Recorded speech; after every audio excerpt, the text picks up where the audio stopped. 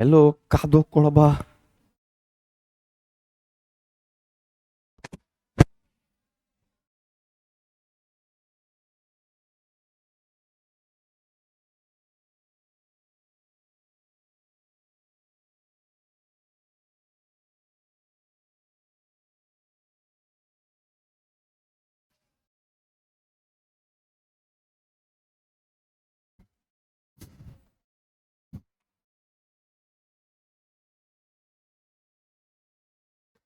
चलिए सबसे पहले जय हिंद। और आज का सेशन मैं कुणाल सिंह आज का सेशन शुरू करते हैं। और क्वेश्चन संख्या 61 क्वेश्चन संख्या 61 की चर्चा करते हैं हम लोग। तो सबसे पहले दिया गया है मनुष्य में निषेचित अंडा का स्तर में प्रत्यारोपित हो जाता है। ठीक है, कहां प्रत्यारोपित होता है? तो पहले तो आपको यह समझना है निषेचन कहां होता है। फैलोपियन ट्यूब में। निषेचन कहां होता है? फैलोपियन ट्यूब में। और निषेचन जब होगा फैलोपियन ट्यूब में तो क्या बनेगा? जायगोट बनेगा। और यह जायगोट का प्रत्यारोपण पूछ रहा है कि जायगोट का प्रत्यारोपण कहां होता है। तो जायगोट का प्रत्यारोपण होगा गर्भाशय में। अगर प्रश्न पूछ देगा कि भ्रूण का विकास कहां होता है, तो भ्रूण का विकास भी गर्भाशय में होता है। भ्रूण का विकास कहां होता है? गर्भाशय में। निषेचन की क्रिया कहां होता है? फैलोपियन ट्यूब में। ओभा का निर्माण कहां होता है? ओभा का निर्माण जो होता है वो अंडाशय में होता है, याद रखिएगा। और जब बच्चा मां के गर्भ से निकलता है, बच्चा मां के गर्भ से निकलता है तो किसके माध्यम से निकलता है? गर्भाशय ग्रीवा के माध्यम से। बच्चा मां के गर्भ से जो निकलता है वो किसके माध्यम से निकलता है? गर्भाशय ग्रीवा के माध्यम से निकलता है।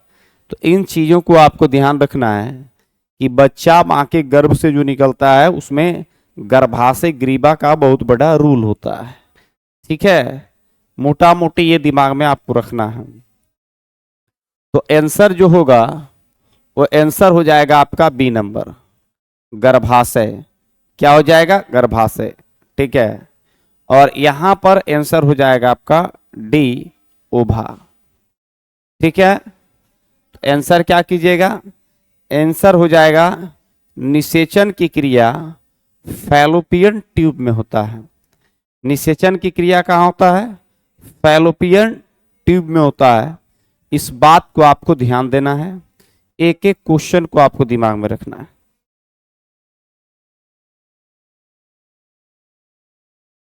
विदलन विभाजन के संबंध में निम्न में कौन सा कथन सत्य है?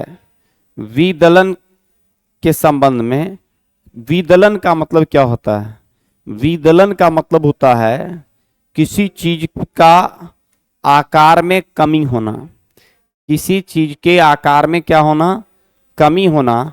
ये क्रिया विदलन कहलाता है। ये क्रिया क्या कहलाता है? विदलन कहलाता है। तो याद रखिएगा, यहां पर आंसर हो जाएगा कोशिका का आकार घटता है। कोशिका का आकार क्या होता है? कोशिका का आकार में वृद्धि नहीं होकर के कोशिका का आकार घट जाता है। ठीक है, तो इस तरह से आंसर हो जाएगा आपका कोशिका का आकार घटना। कोशिका का आकार घटना। ठीक है, क्लियर हो गया?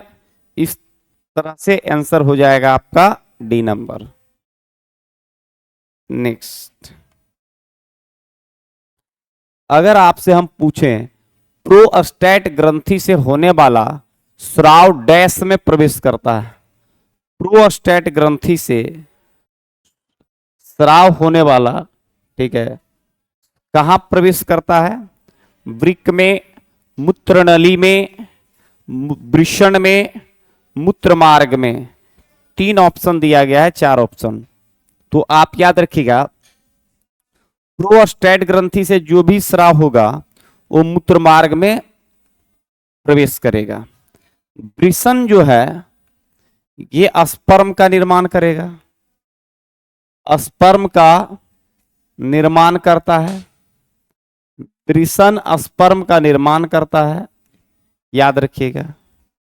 वृक्क जो है मूत्र का निर्माण करता है, मूत्र का निर्माण करता है। और मूत्र नली जो है मूत्र को ले जाने वाली नली को मूत्र नली कहते हैं। तो आंसर मूत्र का निर्माण, याद रखिएगा, मूत्र का निर्माण का संबंध किससे है? किडनी से। स्पर्म का निर्माण किससे होगा? तो आप याद रखिएगा वृषण से, ठीक है। और मूत्र नली और एक मूत्र मार्ग होता है, ठीक है। तो इस तरह से आप आंसर करिएगा, आंसर डी हो जाएगा आपका मूत्र मार्ग। आंसर क्या हो जाएगा? मूत्र मार्ग हो जाएगा, क्योंकि यहां से कई बार प्रश्न एग्जाम में पूछा गया है, इसलिए इन चीजों को आपको ध्यान देना है, ठीक है। 63 का आंसर क्या हो जाएगा? 63 का आंसर जो हो जाएगा वो हो जाएगा आपका डी नंबर, मूत्र मार्ग।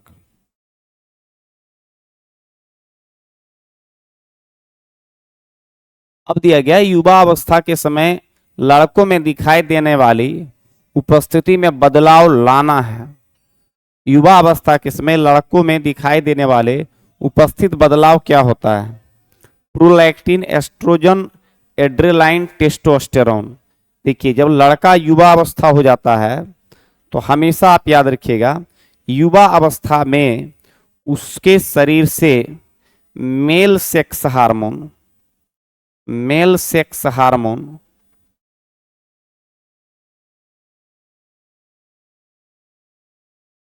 मेल सेक्स हार्मोन टेस्टोस्टेरोन का स्राव होता है। मेल सेक्स हार्मोन टेस्टोस्टेरोन का स्राव होता है, याद रखिएगा। और एड्रेनालाइन का संबंध एड्रिनल ग्रंथि से होता है, एड्रिनल ग्रंथि से होता है, याद रखिएगा। एस्ट्रोजन जो है ये फीमेल सेक्स हार्मोन है,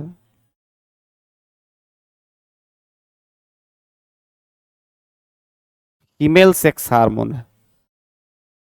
एस्ट्रोजन जो है वो फीमेल सेक्स हार्मोन है। टेस्टोस्टेरोन मेल सेक्स हार्मोन है। एड्रेनालाइन एड्रिनल ग्रंथि से निकलने वाला हार्मोन है।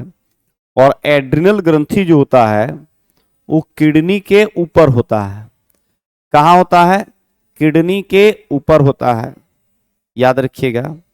और यहां से उत्तेजक हार्मोन का स्राव होता है, उत्तेजक हार्मोन का स्राव होता है, इस चीज को आप याद रखिएगा। तो कभी कभी प्रश्न एग्जाम में पूछता है, ठीक है, कभी कभी एग्जाम में पूछा जाता है।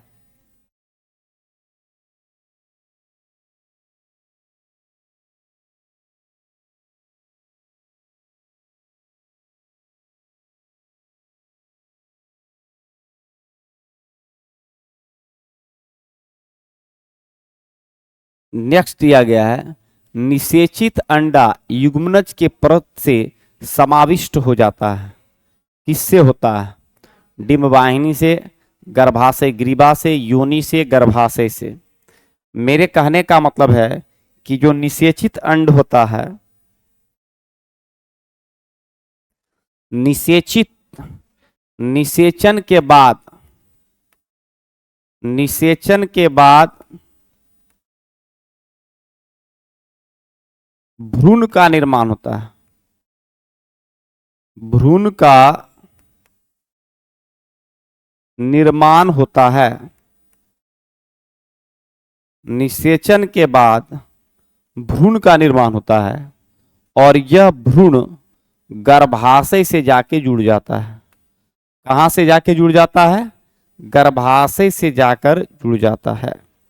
याद रखिएगा, निषेचन के बाद भ्रूण कहां से जाके जुड़ जाता है?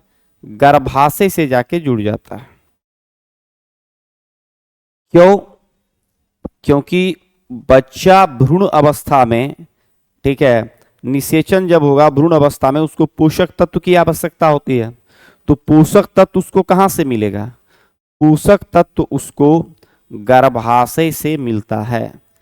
पोषक तत्व उसको कहां से मिलेगा? गर्भाशय से मिलता है। तो इस चीज को आप याद रखिएगा। आंसर आपका डी हो जाएगा, गर्भाशय। आंसर क्या हो जाएगा? डी, गर्भाशय हो जाएगा। क्लियर है? तो इस तरह से इस चीजों को आपको दिमाग में रखना है। आंसर डी हो जाएगा, गर्भाशय। डिंब वाहिनी में निषेचन की क्रिया होता है। निषेचन की क्रिया डिंब वाहिनी या फैलोपियन ट्यूब में होता है। प्रश्न कभी कभी पूछता है कि निषेचन की क्रिया कहाँ होता है? तो निषेचन की क्रिया डिंब वाहिनी या फैलोपियन ट्यूब में होता है। अब बच्चों का निष्कासन कहां से होता है? कई बार इस प्रश्न का चर्चा हो चुका है। बच्चों का जो निष्कासन होता है उसमें गर्भाशय ग्रीवा मेन रूप से भाग लेता है। कौन भाग लेता है? गर्भाशय ग्रीवा। और यूनी जो होता है ना, वो सेक्सुअल, जब हम लोग सेक्स करते हैं तो पेनिस जो होता है वो योनि में प्रवेश कराया जाता है। कहां प्रवेश कराया जाता है? योनि में प्रवेश कराया जाता है। किसको? पेनिस को। ठीक है, तो इस तरह से आप इस चीज को भी दिमाग में रखिएगा। तो आंसर आपका जो हो जाएगा वो हो जाएगा गर्भाशय। क्योंकि बच्चों का अगर विकास पूछेगा तो बच्चों का विकास जो होता है वो गर्भाशय के अंदर होता है। बच्चों का विकास कहाँ होता है? गर्भाशय के अंदर होता है। इन चीजों को आपको याद रखना है।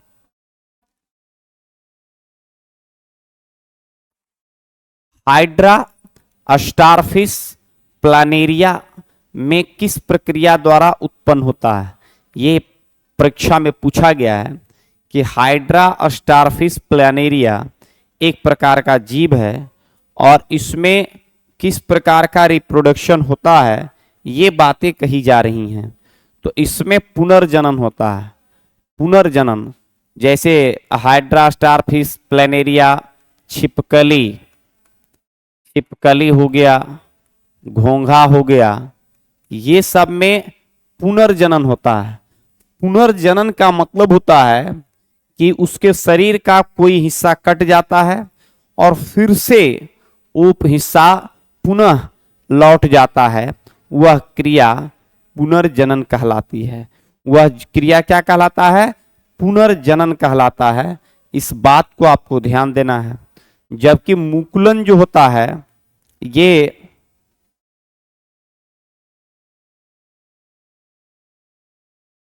हाइड्रा और ईस्ट में होता है।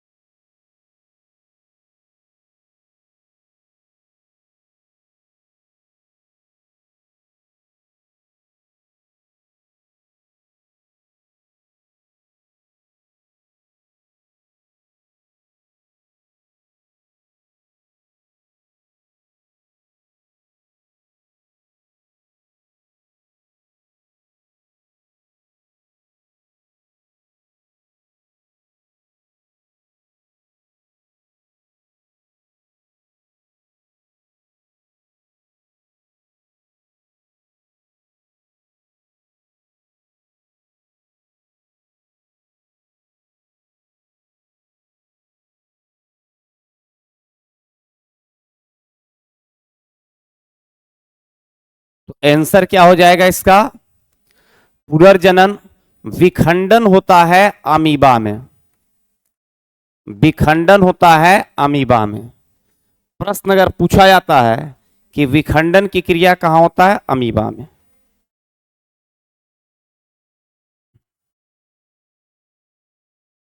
निम्नलिखित में से कौन महिला जनन अंग नहीं है? कौन महिला जनन अंग नहीं है? तो देखिए सर, शुक्रवाहिका स्पर्म को ले जाने वाली नली, स्पर्म को ले जाने वाली नली, आप याद रखिएगा, इसे कहते हैं शुक्रवाहिका। इसका संबंध फीमेल से नहीं है। फैलोपियन ट्यूब फीमेल से संबंधित है, अंडाशय फीमेल से संबंधित है, ये भी फीमेल से संबंधित है। ये सब आप याद रखिएगा फीमेल से संबंधित है, जबकि शुक्रवाहिका जो है, स्पर्म ले जाने वाली नली, ये पुरुष में होता है। ये कहां होता है? पुरुष में होता है। इसलिए इस चीज को आपको दिमाग में रखना है। आंसर आपका हो जाएगा, आंसर आपका हो जाएगा शुक्रवाहिका।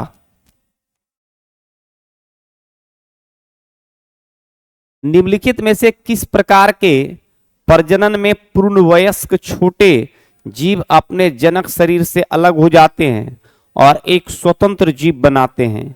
वह विधि क्या कहलाता है? 68 का कह रहा है कि एक कोई जीव है, जैसे हाइड्रा एक जीव है, और यहां क्या होता है कि एक स्ट्रक्चर का निर्माण होता है जिसको मुकुलन कहते हैं। तो कभी कभी प्रश्न आता है कि हाइड्रा और ईस्ट में, हाइड्रा और ईस्ट में कौन सा रिप्रोडक्शन होता है?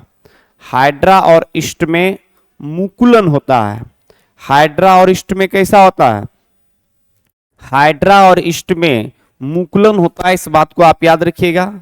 अगर पुनर्जनन पूछे तो तारा मछली में होता है, तारा मछली में होता है, ठीक है,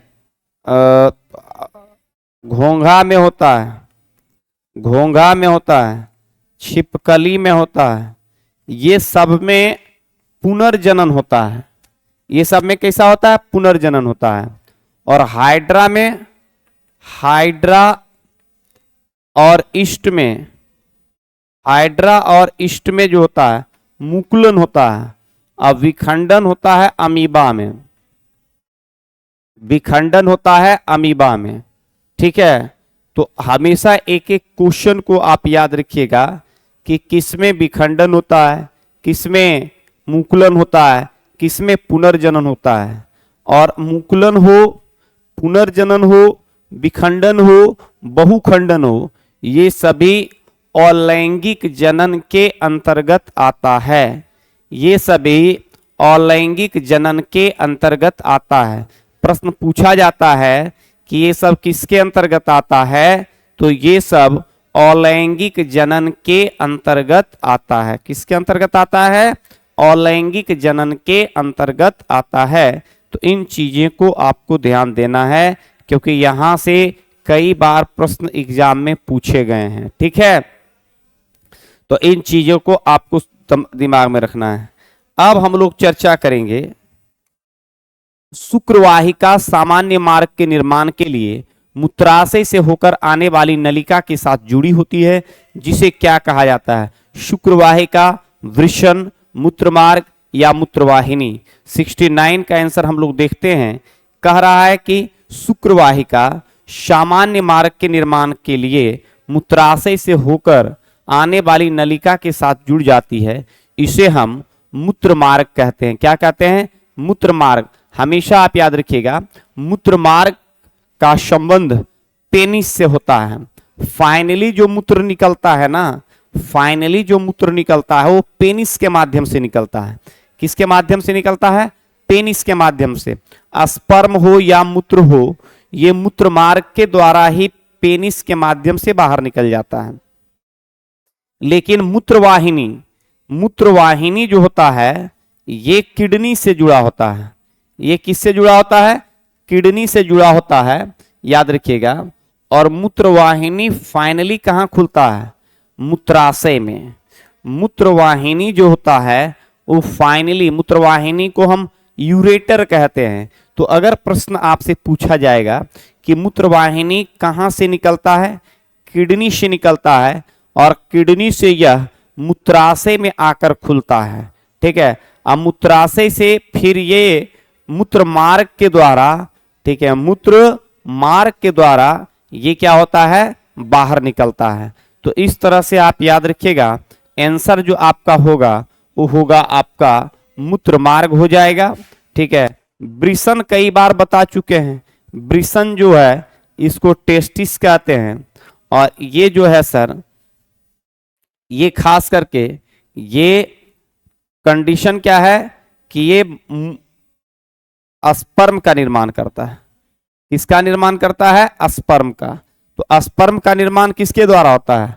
वृषण के द्वारा होता है। और शुक्रवाहिका मतलब शुक्राणु को ले जाने वाली नली को शुक्रवाहिका कहते हैं। शुक्राणु को ले जाने वाली नली को शुक्रवाहिका कहा जाता है। इस चीजें को आपको ध्यान देना है। तो एक एक क्वेश्चन का यहां पर आपका डिस्कशन है।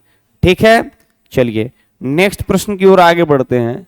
गर्भाशय में मानव भ्रूण को किस द्रव्य में तैरता रहता है? कोरियोनेटिक द्रव्य, प्लेसेंटल द्रव्य, अमनियोटिक द्रव्य, इनमें से कोई नहीं। तो 70 का आंसर आप लोग बताइएगा। 70 में क्या कह रहा है? कौन सा द्रव्य में ये तैरते रहता है? बच्चा मां के भ्रूण में कौन से द्रव्य, एक ऐसा कौन सा द्रव्य है जिसमें ये तैरते रहता है? और बच्चों में आप देखते होंगे कि बच्चा जब मां के गर्भ में होता है ना, तो वो मूवमेंट करते रहता है, वो घूमते रहता है। तो इसका कारण क्या है? इसका कारण है अमनियोटिक द्रव्य। अमनियोटिक द्रव्य, इसी में बच्चा क्या होता है? इसी में बच्चा मां के गर्भ में क्या होता है? तैरते रहता है, बच्चा घूमते रहता है। ठीक है, इस चीज को आपको दिमाग में रखना है। तो गर्भाशय समझ में आ गया। तो अगर आपसे कोई प्रश्न कर दे कि भ्रूण का विकास कहाँ होता है? भ्रूण का विकास गर्भाशय में होता है। भ्रूण का विकास कहाँ होता है? गर्भाशय में होता है। इस चीज को आपको दिमाग में रखना है, कई बार प्रश्न एग्जाम में पूछा गया है।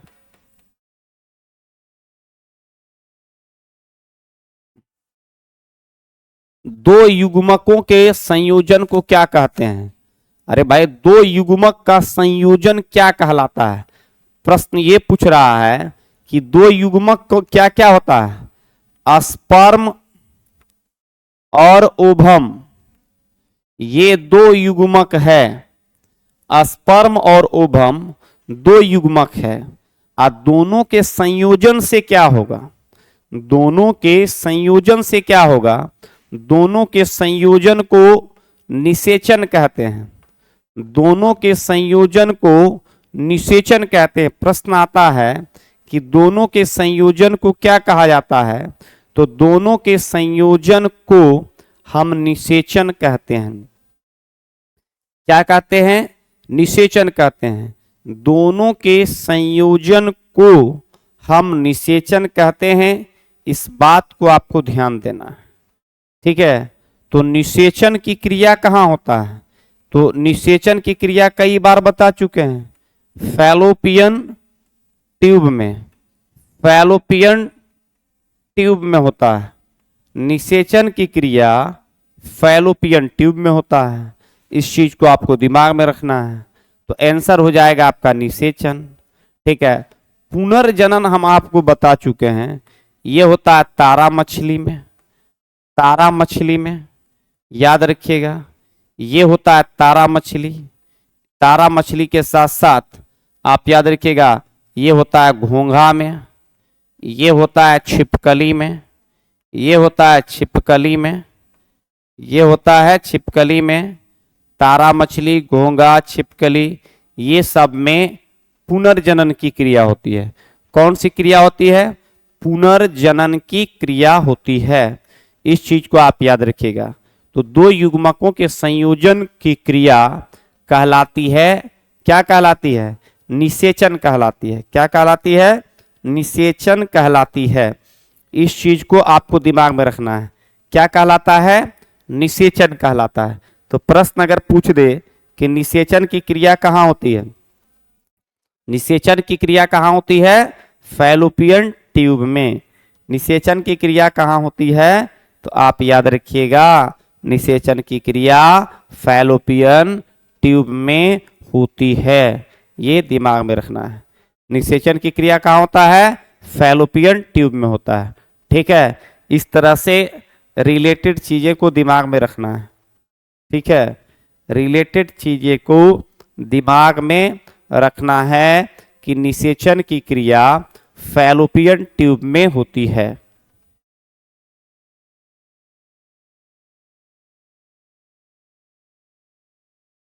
ये पूछा गया प्रश्न है, ये पूछा गया प्रश्न है, इसको आप दिमाग में रखिएगा। ठीक है, रिलेटेड चीजें को दिमाग में रखना है और हमेशा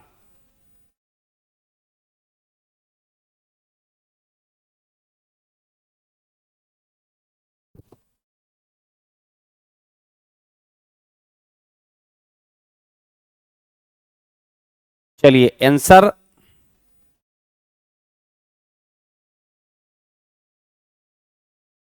गर्भाशय में शिशु के विकास की जानकारी हेतु किसका उपयोग किया जाता है?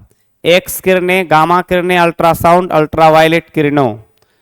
72 का क्या होता है? तो जब गर्भाशय में शिशु का विकास का जानकारी हम लोग लेते हैं तो इसके लिए हम लोग अल्ट्रासाउंड का उपयोग करते हैं। किसका उपयोग करते हैं? अल्ट्रासाउंड का। ठीक है, और एक्स किरणें का खोज किसने किया था? रोटजन ने किया था। रोटजन ने किया था।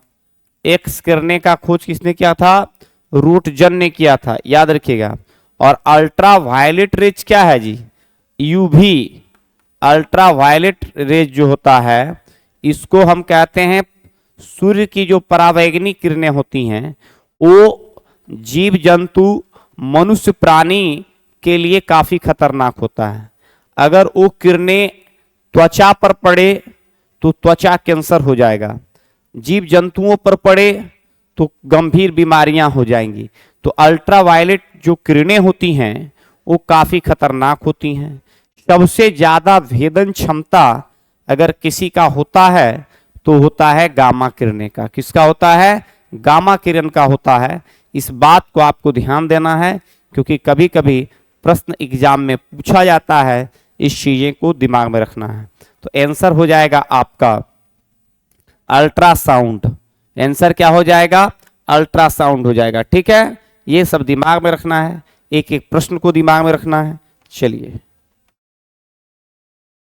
मुख के द्वारा लेने वाले गर्भ निरोधक गोलियां निरोध को क्या कहते हैं? अंडोत्सर्जन, निषेचन, गर्भधारण, शुक्राणुओं के गर्भाशय में प्रवेश। देखिए 73 का कह रहा है कि भैया मुख के द्वारा जब गर्भ निरोधक गोलियां लेते हैं, जैसे कोई लड़का लड़की सेक्स संबंध बना लिया है, अब सेक्स संबंध बना लिया तो सेक्स संबंध बन गया तो अब तो निषेचन हो गया। निषेचन हो गया कि मतलब गर्भधारण हो गया। अब निषेचन पता चल गया उसको कि अब जो है मामला गड़बड़ हो गया है, तब क्या होगा? तब जो है वो गर्भ निरोधक गोलियां ले लेता है। ठीक है, एक ऐसा टेबलेट आता है जिसको लेने के बाद बच्चा गर्भ में ही क्या हो जाता है? गर्भ में ही वो नष्ट हो जाता है, क्योंकि निषेचन होता है तो निषेचन में उसका आकृति बहुत बड़ा होता नहीं है। अगर बच्चा मान लीजिए 2-3 महीना का हो जाएगा तो थोड़े गोली दवाई से खत्म होगा। ठीक है, तो कंडीशन क्या है कि कम समय में आप अगर दवा ले लेते हैं तो बच्चा क्या हो जाता है कि मां के गर्भ में ही वो क्या हो जाता है? नष्ट हो जाता है। मां के गर्भ में ही क्या हो जाता है? वो नष्ट हो जाता है। उसे अंडोत्सर्जन कहते हैं। उसे क्या कहते हैं? अंडोत्सर्जन कहते हैं, याद रखिएगा। तो आंसर जो हो जाएगा वो अंडोत्सर्जन हो जाएगा। क्या हो जाएगा? अंडोत्सर्जन हो जाएगा। ठीक है, तो यहां पर दिमाग में रखना है, एक एक प्रश्न को कभी कभी एग्जाम में पूछता है। निषेचन कब होता है? निषेचन जब स्पर्म और ओवम आपस में मिलता है, वह क्रिया निषेचन कहलाता है। और जब निषेचन हो जाता है तो गर्भधारण हो जाता है। अगर आपसे पूछेगा कि गर्भधारण कब होता है, गर्भधारण कब होता है? जब निषेचन की क्रिया हो जाती है तो गर्भधारण हो जाता है। ठीक है, अब शुक्राणु के गर्भाशय में प्रवेश का, ठीक है, तो इस तरह से कई चीजें को हम लोग अच्छे से पढ़ेंगे, अच्छे से सीखेंगे। याद रखिएगा, तो अंडोत्सर्ग आपको समझ में आ गया। इसलिए कभी भी जब क्या हो, जब गर्भ हो जाए फीमेल में, तो प्रायः प्रयास करना चाहिए, डॉक्टरी सलाह, अपने मन से दवा का सेवन नहीं करना चाहिए। नहीं तो कभी कभी क्या होता है, इसके गंभीर परिणाम होते हैं। इसलिए कोई भी आप काम करते हैं तो सोच समझ के करना है। अब देखिए दिया गया है, निम्नलिखित में से कौन सा स्थिति टेस्ट ट्यूब बेबी परिघटना को सही रूप से, आखिर ये टेस्ट ट्यूब बेबी क्या है? बहुत बार हम लोग को सुनने में आता है test tube baby, test tube baby, तो ये क्या होता है? तो हमेशा आप याद रखिएगा, जब कोई फीमेल के अंदर निषेचन नहीं हो रहा है, जब निषेचन नहीं होगा तो भ्रूण नहीं बनेगा। अब भ्रूण नहीं होगा तो गर्भाशय में नहीं जाएगा, और जब गर्भाशय में नहीं जाएगा तो बच्चे का विकास कहां से होगा? तो डॉक्टर के पास जब कोई उस तरह का महिला जाता है तो पहले डॉक्टर चेक करता है कि भाई इसमें निषेचन क्यों नहीं हो रहा है। तो आप याद रखिएगा, फैलोपियन ट्यूब में कहीं कहीं फॉल्ट रहता है, या कोई आंतरिक ऐसा प्रॉब्लम है जो निषेचन ही नहीं हो रहा है, यानी स्पर्म और ओवम जो है वो निषेचित हो ही नहीं रहा है। तो उस कंडीशन में क्या होगा? तो उस कंडीशन में हमेशा आप याद रखिएगा, स्पर्म और ओवम को बाहर निषेचित कराया जाता है। स्पर्म और ओवम को बाहर निषेचित किया जाता है, और जब निषेचन हो जाता है, निषेचन के बाद जब जायगोट बन जाता है, तो फिर उसका विकास गर्भाशय में किया जाता है। और इस तरह का जो बच्चा जन्म लेता है उसे टेस्ट ट्यूब बेबी कहा जाता है। उसे क्या कहा जाता है? उसे टेस्ट ट्यूब बेबी कहा जाता है। तो टेस्ट ट्यूब बेबी का मतलब क्या हुआ कि निषेचन बाहर होना चाहिए और विकास, निषेचन बाहर होना चाहिए और विकास मां के गर्भ में होना चाहिए, विकास मां के गर्भ में होना चाहिए। इस तरह से इन चीजों को आपको पता होना चाहिए। तो आंसर हो जाएगा आपका, देखिए क्या कर रहा है, जब निषेचन बाहर होता हो और विकास इंटरनल हो, आंतरिक हो, इस प्रकार के जन्म लिए हुए शिशु को हम टेस्ट ट्यूब बेबी कहते हैं। टेस्ट ट्यूब बेबी कहते हैं। इस चीजों को आपको पता होना चाहिए। 74 हो गया। अब हम लोग बात करेंगे 75 का। निषेचित अंडा युग्मनज किसमें समाविष्ट होता है? फिर से समझिएगा, निषेचित अंडा युग्मनज किसमें समाविष्ट हो जाता है? अंडाशय में, योनि में, गर्भाशय में, गर्भाशय ग्रीवा में।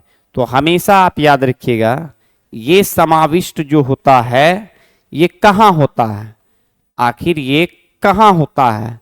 तो हमेशा आप याद रखिएगा, ये निषेचन, निषेचन की क्रिया तो आप जानते हैं कि निषेचन की क्रिया फैलोपियन ट्यूब में होता है। निषेचन की क्रिया कहाँ होता है? फैलोपियन ट्यूब में। और फैलोपियन ट्यूब से ये कहाँ चला जाता है? ये चला जाता है गर्भाशय में। कहाँ चला जाता है? गर्भाशय में चला जाता है।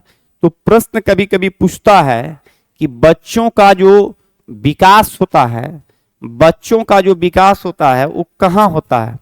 तो वो होता है गर्भाशय में। ओभा का निर्माण कहाँ होता है?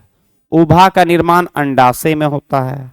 और योनि जो है ये हमेशा आप याद रखिएगा, ये सेक्सुअल जब हम सेक्सुअलिटी बनाते हैं तो उस समय दिमाग में रखना है कि वहां पर सारी क्रिया होती है।